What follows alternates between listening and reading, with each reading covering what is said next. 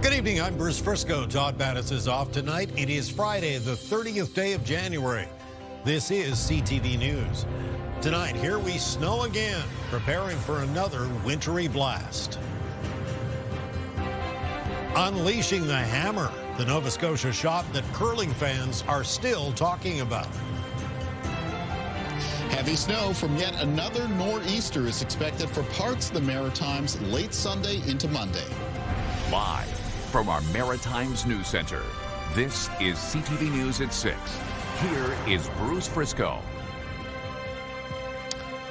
Good evening. February appears to want to come in like a lion. Another significant snow event is on the way as the weekend winds down. We'll hear more from meteorologist Kaylin Mitchell in just a moment. Meantime, after back-to-back storms, crews and residents across the region are shifting into prep mode. CTV's Hafsa Arif has our top story. It's a familiar sight across Halifax. Bundled up pedestrians, snowbanks still lining roads and sidewalks. While most people are heading into the weekend, city crews aren't slowing down. There's still a lot of snow down, so crews will just be moving that around, making way for more snow. And while some provinces are sounding alarms over salt shortages, Halifax is in good shape. There's lots of salt down as well, so we'll only have to apply that in isolated areas as needed, but there's a pretty good bedding down to get ready for the next storm. For residents, preparation looks a little different. We don't really have any plans, just stay inside and stay warm and not have to worry about shoveling because we're both retired. We do have a lot of sympathy for people who have to deal with it, with kids and school days. Others are already fully stocked. Got our studded tires on. I've got my parka going. We've got salt everywhere. Get ready to hunker down. Hope that the power doesn't go out. Get your candles out. And that's something Nova Scotia Power is also preparing for. The utility plans to activate its Emergency Operations Center Sunday afternoon, bringing extra crews and resources online in case of any outages. Binge some shows on TV, get your storm chips and hot chocolate and, weather it out. As for parking, the municipality hasn't officially put out a ban yet, but it's warning folks to start preparing now. We would just ask people ahead of this weekend, with all the snow already around, just think before you park and make sure that you're not in the way or blocking any access for emergency vehicles or snow clearing. Now, for those who do park on the roads, the municipality's website includes a list of off-street parking spots that people can utilize ahead of any possible parking ban. Bruce? Okay, thank you, Hafsa. CTV's Hafsa Arif reporting live tonight in Halifax. Okay, here's a live look at Lunenburg, where it's currently -8 degrees. Time for our first look at the weather, as promised. And for that, we go to meteorologist Kaylin Mitchell. I guess preparing is exactly the right thing to do right now. Yeah, absolutely. I mean, there's a couple other things you can think of as well before this next round of snow arrives. For example, if you picked up a lot of snow in your area, you may want to check to make sure that any vents in and around your house are free and clear of any of the previous snowfalls before this next round arrives. And make sure you have easy access as well to things like your snow shovel or your snow blower, because parts of Nova Scotia, areas of Prince Edward Island, you're looking like you're going to need it again at the start of next week. So this begins with this low pressure system that's currently making its way towards the coastline of the Carolinas. From there, it's going to be strengthening. It is going to be bringing a heavy snowfall, by the way, to parts of the Carolinas. They're preparing for that. And then the next area is sort of expected to bullseye with some snow is in Nova Scotia. And that really starts late in the day on Sunday with snow developing in that province. This will make our way through the afternoon into the first part of this evening, into the evening, but then ramping up during the evening and nighttime hours. Snowfall rates increasing, and that's when winds become stronger as well, creating more blowing and drifting snow. Now, later Sunday evening and Sunday night, some of that snow is also expected to get into Prince Edward Island, especially the east of the province, where it could potentially become heavy. And then lighter snow expected into western areas of Prince Edward Island and around parts of the south of New Brunswick. Basically, just a chance of flurries for northern areas of New Brunswick, that part of the Maritimes furthest away from the center of the storm system, which is expected to take a pass out around Sable Island. After it impacts the Maritimes, it is expected to go on and bring some winter storm conditions for parts of Newfoundland. And we're already seeing weather alerts issued for Atlantic Canada. They do include special weather statement out for the province of Nova Scotia, extending from Sunday evening into Monday morning. Potential snowfall amounts of 15 to 35 centimeters, accompanied by peak wind gusts of 60 to 80 kilometers per hour. And now added underneath the special weather statement, both Kings and Queens County, Prince Edward Island, same time frame. Snowfall amounts maybe 10 to 20 centimeters, possibly higher in some of the easternmost communities of Kings County, accompanied by those higher wind gusts. When I come back, Bruce, we'll take a closer look at the timing of this weather system, and we'll go through my own snowfall forecast as well, which does feature some pockets of potentially higher snowfall, especially for the province of Nova Scotia. Oh boy, goody. Thank you, Kaylin. Full forecast coming up a little closer to the bottom of the hour. Lots of reaction tonight to Susan Holt's State of the Province address last night. The Premier warned that belt tightening would be necessary, which has led to speculation the deficit could reach record highs and cuts could be on the way. CTV's Laura Brown has more. We do not have unlimited amounts of money. It was a word of warning from Susan Holt, but the Premier didn't reveal exactly how much the province is in debt during last night's State of the Province speech, only promising difficult decisions are being made. We have been engaging with the civil service on ways we could deliver services differently, things that we could stop doing, things that might be difficult. She says some options will be unveiled to New Brunswickers next week. During the last update in November, the deficit was almost $835 million. Glenn Savoy believes it's a lot more. They set the bar that they were going to balance the books, and they haven't done it. And they haven't done it to a record effect. $1 billion+ deficit will be a record. We are up against what is going to be a very difficult budget. We know that. Ministers confirmed they've been looking within for possible cuts. It's a difficult position to be in relatively early in her mandate, says this political scientist. Clearly, that $1 billion deficit is a problem, and acknowledging it's a good first step. But the second part is, what are you going to do about it? And I think that's, complicating the challenge of the government with that more ambitious agenda. Holt also revealed there's actually been a drop in the number of people who have a primary care practitioner. Now, about 238,000 people are without. She told reporters her expectation is to open another 11 or 12 collaborative care clinics this year. They felt that they had a mission on things like healthcare and education, but tariffs and the U.S. administration and changes to the bottom line fiscally have probably forced this on them. The budget is scheduled to be tabled March 17th. Laura Brown, CTV News, Fredericton. Get the Maritime's top stories, breaking news alerts, and watch live. Download the CTV News app. New Brunswick's Environment Minister says Irving Oil has done everything the province has asked them to do after that massive diesel spill in December of 2024. You'll recall almost 200,000 liters leaked from this retail station. Back then, the cleanup has been ongoing ever since. In response, the minister has ordered a review of all gas stations in the province, and several other violations were found. Now the file has been handed to the Department of Justice. I can tell you that everything that we've asked the proponent has been done. So they've respected our rules and regulations are in place. The file is now with justice, and we will see if there is any legal actions. LePage says inspections of fuel stations have been ongoing, but no other major issues have turned up. The deadline to have a say in Nova Scotia Power's proposed rate increase has now come and gone. Closing submissions to the Energy Board ended today, and all three political parties have weighed in. This afternoon, Nova Scotia's Energy Department, headed by Tim Houston, added its voice to those residents who say they can't afford higher bills. Nova Scotia Power was proposing to increase its rates by 8% over the next couple of years.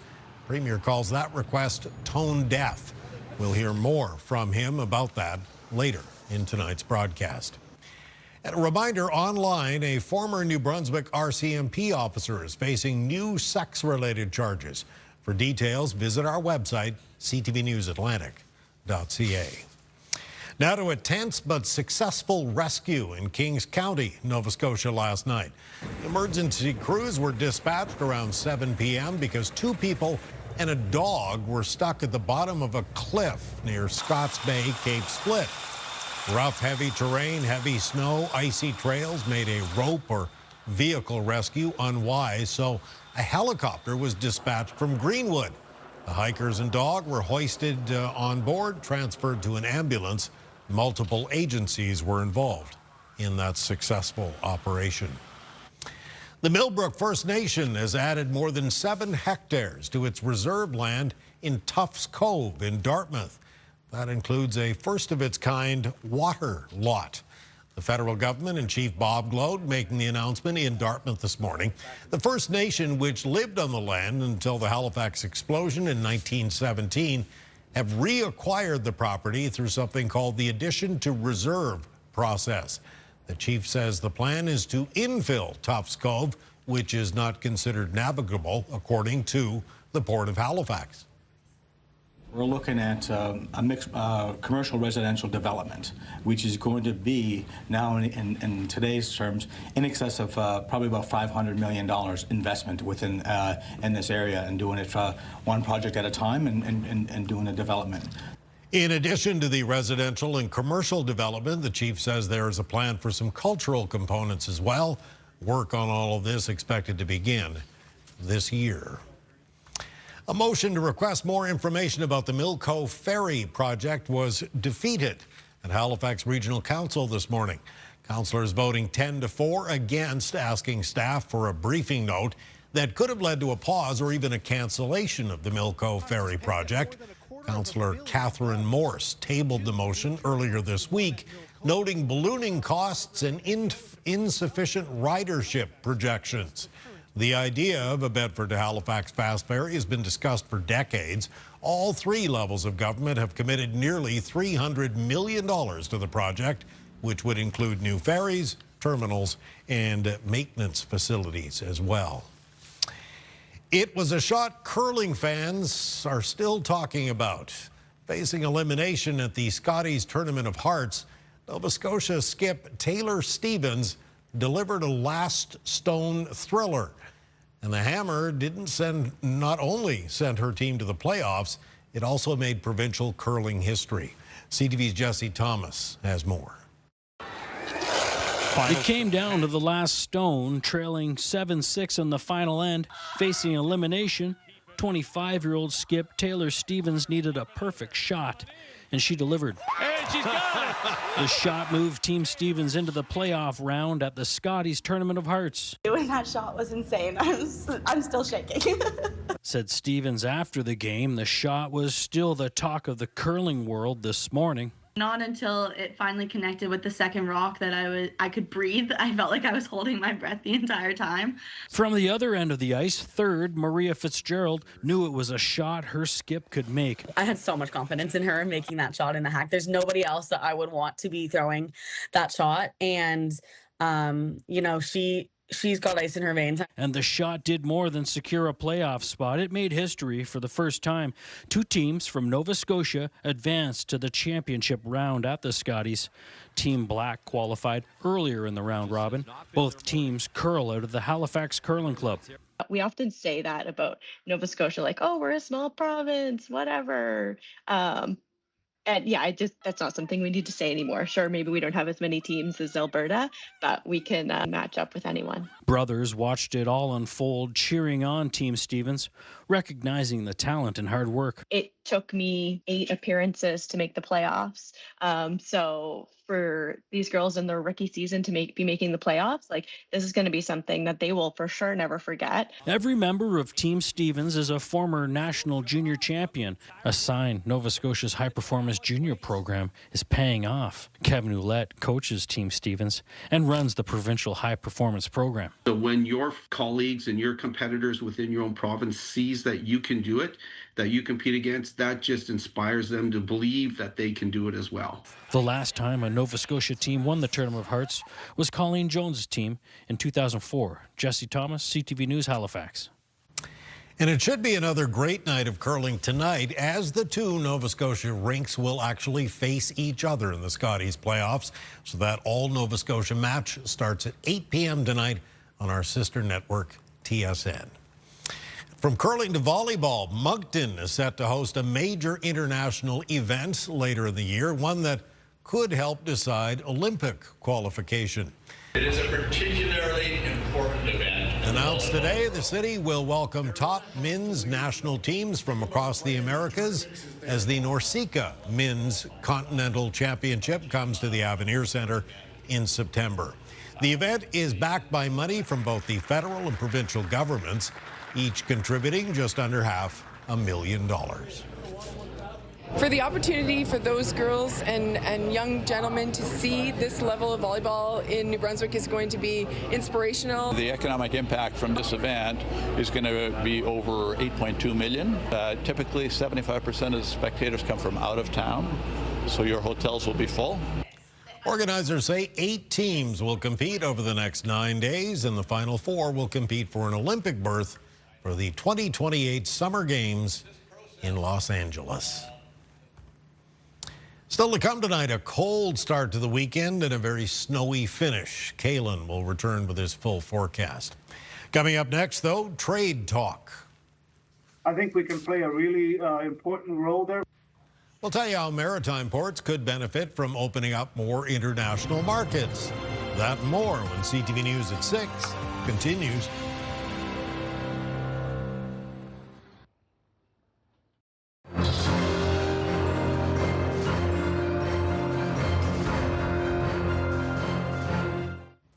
Prime Minister Mark Carney, along with the nation's premiers, have reaffirmed their intention to double all non-American exports over the next decade. Naturally, Canadian ports would play a big role in making that happen, and that includes 2 here in our region. CTV's Avery McCrae has more. The volume of containers cruising in and out of the St. John Harbour reached record levels in 2025. A good sign for Ottawa's plans to double non-U.S. exports over the next 10 years. For us, the transatlantic trade and that gateway that we've opened up over the last number of years is going to be really key. Both Port St. John and the Port of Halifax are committed to playing their part. In Halifax, they have the advantage of being the only East Coast port that can welcome the massive super ships. Those large vessels represent about 38% of the global fleet. Between now and 2030, that's expected to reach 50%. Expanded berths to allow for more large vessels, improved rail lines, and additional cranes are just some of the upgrades coming to the port property, all of which will help goods reach more markets than just Europe. We are, via the Suez Canal, the closest east port to the Southeast Asia, to India, so I think we can play a really important role there. This week in Ottawa, during a press conference to highlight the fact Ontario has doubled its exports out of the southern New Brunswick port in the past year, Premier Susan Holt said, "Our continuous investment in the Port of St. John and its growth ensures economic stability, not just for today, but for the long term, making New Brunswick a cornerstone of Canada's trade network." While infrastructure improvements continue to be top of mind even after completing a $247 million upgrade to the harbour, for Bell Estabrooks, it's now about letting the world know they are open for business. Not everyone globally knows where St. John, New Brunswick is. We've got DP World as our world-class terminal operator. We connect into CPKC and CN. We have Hapag-Lloyd, CMA, Maersk, MSC. Once you lead with those big global brands, people then want to know more about your gateway and your port. Which port officials hope in turn leads to more cargo along the waterfront. Avery McCrae, CTV News, St. John. Thank you, Avery. Coming up next, heavy snow expected for parts of the region late Sunday and into Monday. Kalen will have all those details when we come back.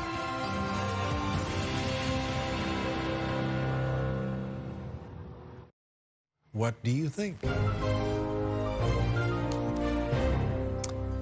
Okay, simply stunning shot here taken this afternoon as we fly above Route 28 along the coast at gorgeous Victoria Mines. Cape Breton. That is pretty as a postcard, wouldn't you say? It was, but if you're out there enjoying the view, you certainly felt the colder temperatures for today. You did. The breezy winds. And of course, that is a key ingredient to a big snow event. We have to have some colder air in place, and we do have that around for the start of this weekend. And then we've got the snowmaker itself arriving at the end of the weekend into the start of next week. And am I hearing you correctly when I assume that maybe a key difference between this one and the last one is the addition of the winds, the stronger right. winds? In general, this is a stronger weather system, so it's going to drive a stronger pressure gradient around it, which in turn will drive some stronger wind gusts. And some of those do look like they're going to get into the Maritime region. So let's go right to it. Let's talk about the timing of this weather system arriving Sunday into Monday. So again, this is a nor'easter type weather system, really picking up a lot of strength as it moves north up the coastline of the Carolinas. First, the snow could start showing up in the early afternoon around the south shore of Nova Scotia. And then from the afternoon to the first part of the evening, snow is expected to develop across much of that province.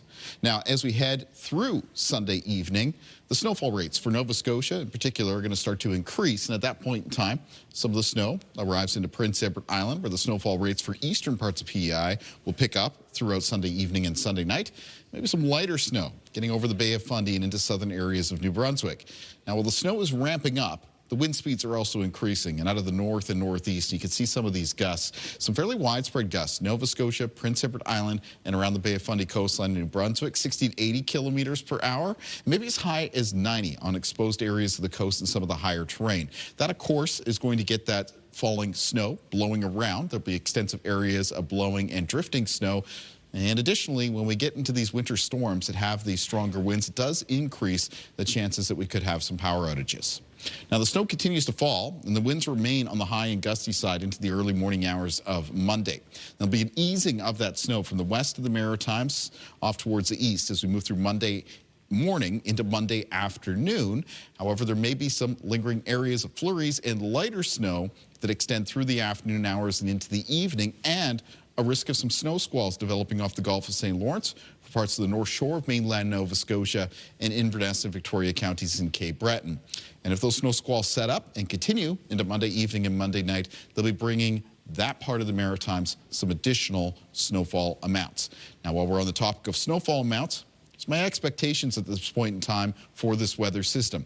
The heaviest of the snow falling along the Atlantic coastline of Nova Scotia and then into the east of that province. I think it'll be near 30 centimeters around the south shore, all the way up into the Halifax area and extending up to the eastern shore.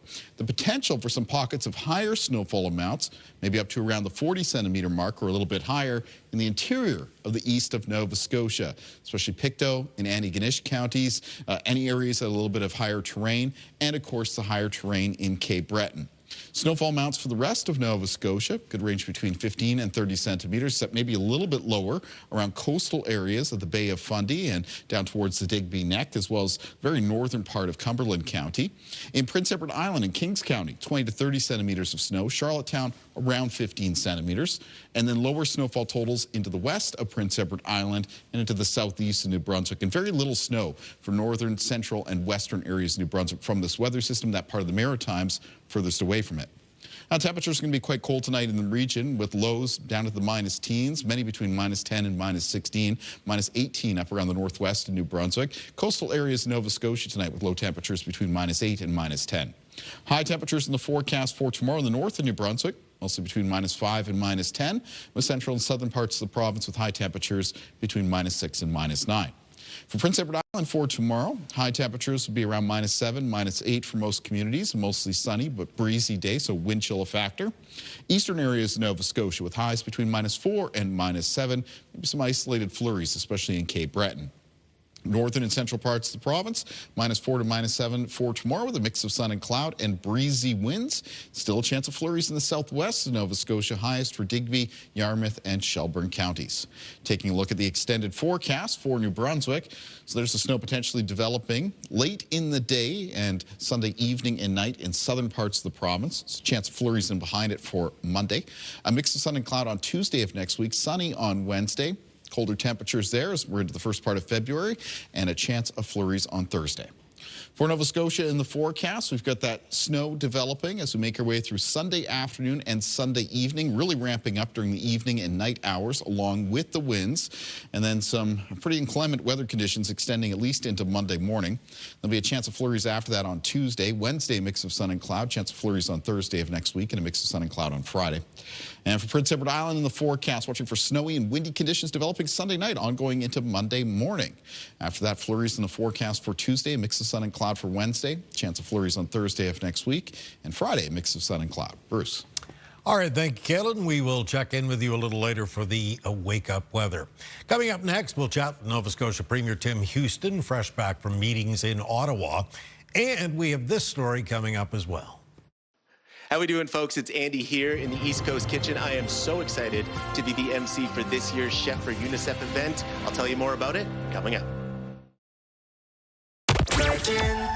All right, enjoy your weekend. Make sure you join us Monday morning, 7 a.m. Those keywords kick in for Virgin Radio's $100,000 Destroy Your Debt. And around 7:30, you could win a gift card to Bikini Village. Good luck.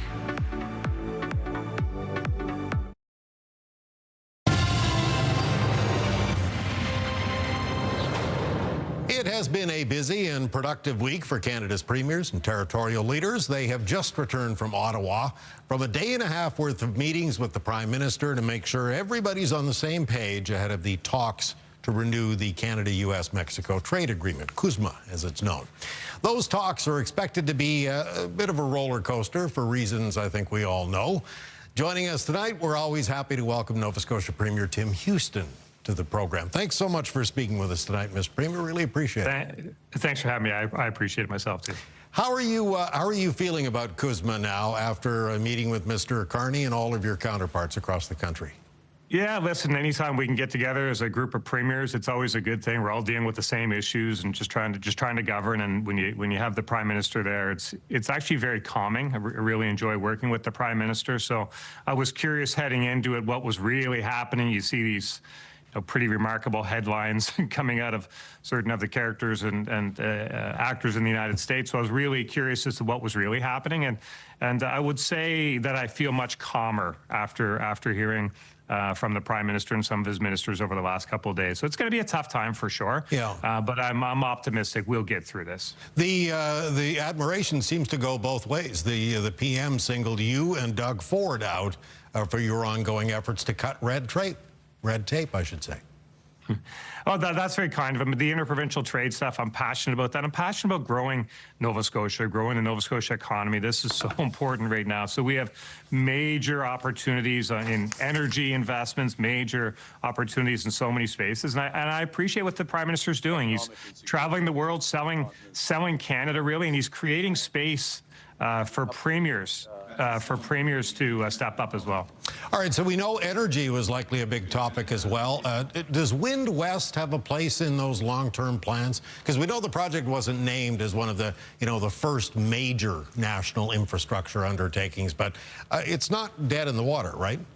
Oh, no. Wind West is, one of the most appealing offshore wind projects, if not the most appealing in the entire world. There is an incredible amount of excitement about Wind West, not just from me and not just from Nova Scotians, but also from the Prime Minister and the federal government as well. But they just had expressions for interest. The board does that process, but I'm told that the interest was really remarkable. Through the roof, I think, was the expression I heard. So this is a massive opportunity for Nova Scotia. We have incredible opportunities as well in onshore gas, offshore gas, offshore oil. There's a lot happening. There's so much potential, and of course defense as well. But we're on the same page with the federal government. Everybody's hustling. Everybody's selling. Everybody knows that they have to grow the economy. This is a time we have to grow. And I'm on that page. The Prime Minister is, and his team is as well. So we're just trying to move it all forward. Speaking of energy, I have to ask you about Nova Scotia Power, because just about maybe half hour ago we learned that you are now urging the Energy Board to reject Nova Scotia Power's proposed rate hike. You referred to it as tone deaf. I suspect they're going to say they need the money. So what's the alternative here? Yeah, I guess, well, really, when you think about what's happening in the world with the affordability pressures people are feeling, we as a government try to do what we can, lower taxes, lower fees, lower tolls, school lunch programs, seniors care. We're trying to do what we can to support Nova Scotians. And in the energy space specifically, we've taken a number of steps that have been quite effective of keeping rates down, what they could have been higher. And then along comes Nova Scotia Power in the wake of the cyber attack and the billing issues and the incredible outages we've had. They thought it was a nice time to ask for more money, more profits, more for Nova Scotia Power. So we put a very detailed, thoughtful, comprehensive response into the board. The board will make their decision on this. We listen carefully to the hearings. We listen carefully to Nova Scotians, put forward a detailed thing that says, a response that says, like, reject this application, but also here's a number of other steps we would like you to take to rein in Nova Scotia Power.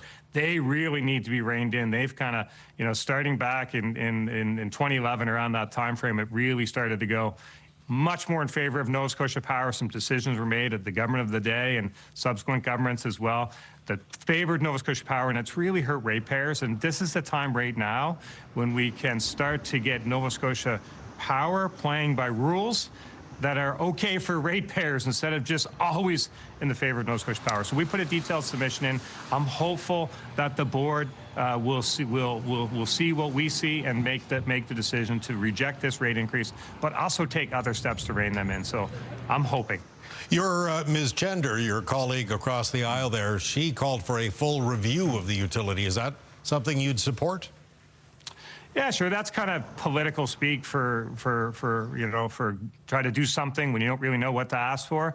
But in our submission, we've asked for very, very detailed steps around the rate of return, around the valuation of assets, around some of the other mechanisms that they have in place. So I'm hopeful that the board will look through that. But looking at the ownership structure is one thing. But actually, what I care about is the bills people get. What's on the bills? How much are being asked to pay? Sure. And what we can do to mitigate that. So it's really important that, trying to keep the rates down from Nova Scotia Power is one part of it, but we're also trying to diversify the grid to give people more options. If we can develop some of our own natural gas, maybe more people can use natural gas in their homes, that would be an alternative to Nova Scotia Power, be less expensive. What we pay for natural gas right now in Nova Scotia, we pay about $12 to $15 a unit. In Alberta, they pay $3 or $4. So imagine if we could develop our own natural gas and offer that to Nova Scotians. So there's a lot of potential. There's a lot of things that can be done. We're trying to move forward on all of those fronts and also address the affordability challenges that we see right now in this moment. But we're also looking to the future and see what's possible. Mr. Premier, I think we're going to have to leave it there. I want to thank you so much for joining us tonight. Really appreciate it. Thanks for having me. I appreciate it too.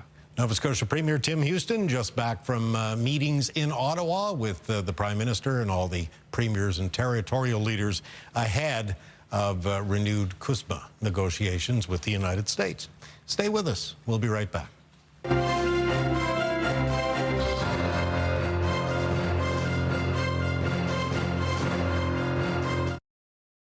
In the Lifeline tonight, a report that finds LGBTQ plus people are struggling to receive the health care they need.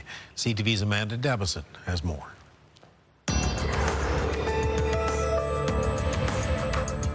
A new report says LGBTQ plus people in Canada aren't getting access to the health care they need, including mental health treatment, compared to the general population. The Pink Paper on Health, released by Pink Triangle Press, says mental health and gender-affirming services were the most prevalent concerns identified by LGBTQ plus people in a national survey. Almost 40% of LGBTQ plus participants reported having a mental health disorder, including anxiety and depression, compared to 20% of heterosexual cisgender participants. On top of a shortage of mental health care providers overall, the report says many aren't adequately trained to meet the needs of transgender and non-binary people in particular. One of the main recommendations in the report is to integrate training on the needs of LGBTQ plus patients into the curriculum for healthcare professionals, including in medical and nursing schools. New research is showing that heavy drinking can double your cancer risk. Researchers at the U.S. National Cancer Institute focused on the relationship between lifetime drinking habits and colorectal cancer. They looked at 20 years of data from more than 88,000 people and found that heavy drinkers with a lifetime average of 14 or more drinks per week were almost twice as likely to develop rectal cancer. Finally, scientists have long believed that longevity is shaped by lifestyle choices. However, a new study reveals that genes may play a larger role in determining how long people live. Genetics account for over half of differences in lifespan, 2 times higher than earlier estimates. The finding, published in the journal Science, suggests that longevity is akin to other complex traits such as cholesterol levels and osteoporosis risk that are thought to be shaped by many genes, but also heavily influenced by how and where people live. Previous studies underestimated the influence of genetics because they relied on data from people born before the 19th century. Those people typically died of infectious diseases and accidents before vaccines, medications, modern-day hygiene practices, and safety regulations became widely available. With Health and Medical News, I'm Amanda Debison for The Lifeline.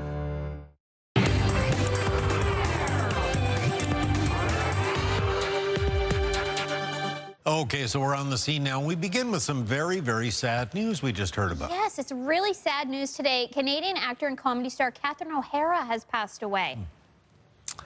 Known for the hit Canadian series Schitt's Creek and iconic Christmas movie Home Alone, the Emmy and Golden Globe holder had a career spanning over 50 years. Wow. She was just 71 years old and, will remain a Canadian icon. Oh, for sure. Beetlejuice, too, wasn't she? Yes! That's right. Oh, yes. Too many to name. So much SCTV and so on and so forth. So funny. Yeah. Very sad. So now he won Canadians over in his quarantine kitchen, and now he's using his food fame to give back, you tell me. Yes, Andy Hay will be hosting one of Nova Scotia's most impactful culinary fundraisers this spring.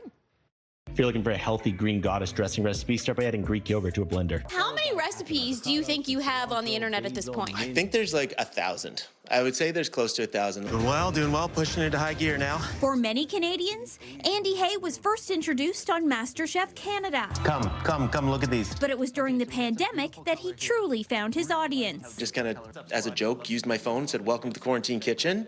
And that decision itself was one of the best decisions I've ever made, so it's been unbelievable. Divide it up, brush on some olive oil, and toss it in the oven for about 15 minutes. In just a few years, Hay has become one of the most recognizable food creators in the country. It's all about approachable recipes for home cooks. I don't want to use too many ingredients. I don't want to use stuff that you have to go to a specialty grocery store. I just want people to be able to enjoy the process of cooking. Throughout it all, one thing has stayed front and center. I'm a proud East Coaster. I love being from Atlantic, Canada. And then just kind of learning more about our food culture and the ingredients we have here. It just became like a part of me, part of the brand. That pride will soon take Andy from his own kitchen to kitchens across the region and back onto television screens this spring. So the show is Andy's East Coast Kitchen Crawl on the Food Network. So it's an exploration of all things East Coast. It's a really fun show, easy watching, and I think it's going to make East Coasters really proud. Plus, Andy uses his growing platform for something even bigger, giving back. For the last 70 years, UNICEF Canada has been providing humanitarian assistance to children in 190 countries and territories around the world, and here in Canada as well. This April, he'll take on a new role as MC of the Chefs for UNICEF Gala, one of Nova Scotia's most impactful culinary fundraisers. My goal is to keep vibes high, make sure people are having a good time.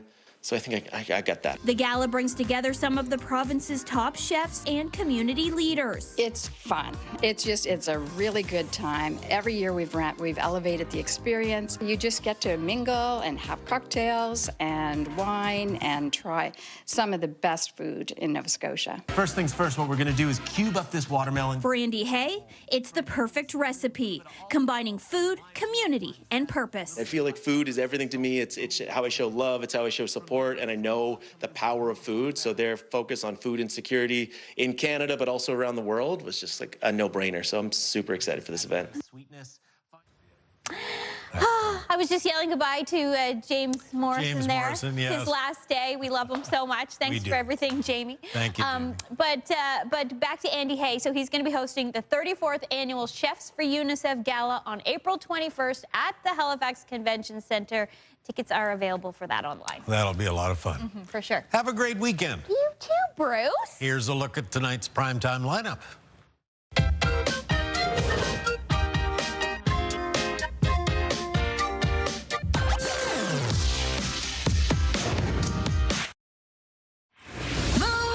Mornings with Aaron and Peter. Check out that view. This is where we're going to be broadcasting from. Beaches, Turks, and Caicos all next week with Password to Paradise. 30 trips to win here. Passwords beginning at 6 a.m. weekdays. On the markets today, the Dow ended the trading week down 179 points, and the TSX took a tumble today as well, declining more than 1,000. BNN Bloomberg's Morella Fernandez has that.